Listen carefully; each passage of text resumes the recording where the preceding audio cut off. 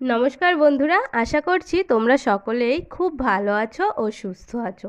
সকলকে একটি নতুন মিনি ব্লগে অনেক অনেক স্বাগত জানাই।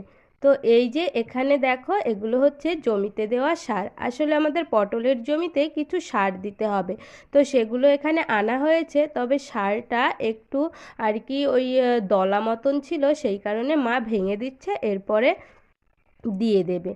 তো আর কি মা দেবে না, অন্য কেউ দিয়ে দেবে, যারা কাজ করছে তারা এসে। তো এই যে এখানে আমার গাড়িটাকে আর কি রোদ পড়েছিল, সেটাকে এখন সরিয়ে দেব। তো যাই হোক, তারপরে এই যে অনেকক্ষণ পরে দেখো দুপুরে রান্না করার জন্য মাকে আমি সবজি কেটে দিয়েছি।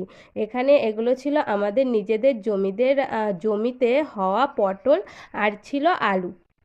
সেই আগের ভিডিওতে দেখিয়েছিলাম বাজার থেকে চিংড়ি মাছ আনা হয়েছিল, সেটা দিয়ে মা বলেছিল পটল চিংড়ি করবে। আর এখানে এই যে কুমড়োর ফুল তুলে রাখা হয়েছে, এটাকে বড়া করবে। আচ্ছা, কুমড়ো ফুলের বড়া তোমরা কে কে খেয়েছো আর কে কে পছন্দ করো সেটা জানিও তো। তো যাই হোক, রান্নার মেনুটা আবার চেঞ্জ হয়ে গেছে, জানি না কি হয়েছিল মায়ের। তো পটল চিংড়ি না করে এখানে একেবারে চিংড়ি মাছের মালাইকারি করে রেখেছে। তো এই যে আর কি ছিল মালাইকারি, আর ছিল এখানে সেই গত দিনের আনা পালং শাক, পালং শাকের ঘন্ট। তো পালং শাকের ঘন্ট খেতে আমার ভীষণ ভালো লাগে। আর তারপরে এই যে ভাত গুছিয়েছি, আসলে এটা জেঠুকে দিতে যাব। তো বড় মা বাড়িতে নেই, সেই কারণে এখন জেঠুকে ভাত দিতে যাব। মা এখানে গুছিয়ে রেখে দিয়েছে। তো জেঠুকে দিয়ে এসেছি, তারপরে নিজেরাও খাওয়া দাওয়া করেছি।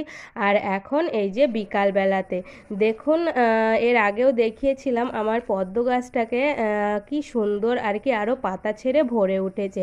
আসলে অনেক যত্ন করে একে বড় করে তুলছি, জানি না কবে ফুল পাবো, তবে একদিন নিশ্চয়ই পাবো। তো দিদি বলছিল যে এই শীতের সময় হয়তো আর ফুলটা পাওয়া যাবে না, এখন নাকি এই পাতাগুলো মরে যাবে। তো যাই হোক, সামনে ফাল্গুন মাসের দিকে নাকি ফুল আসবে।